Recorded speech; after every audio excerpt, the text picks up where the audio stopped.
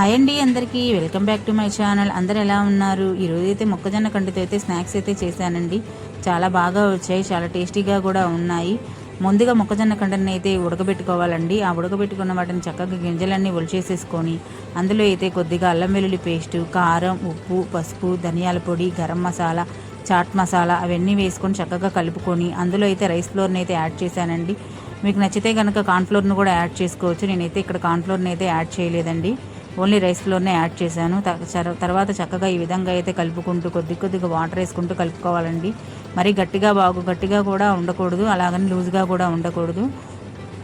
ఆ తర్వాత నూనెలో అయితే ఈ విధంగా అయితే వేయించేసేసాను. చాలా అంటే చాలా టేస్టీగా వచ్చాయండి.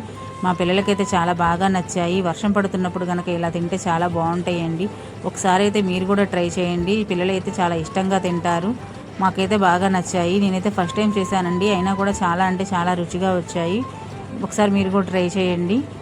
ఈ వీడియో కనుక నచ్చితే మా ఛానల్ని సబ్స్క్రైబ్ చేయండి, అలాగే లైక్ చేయండి, షేర్ చేయండి. Bye bye.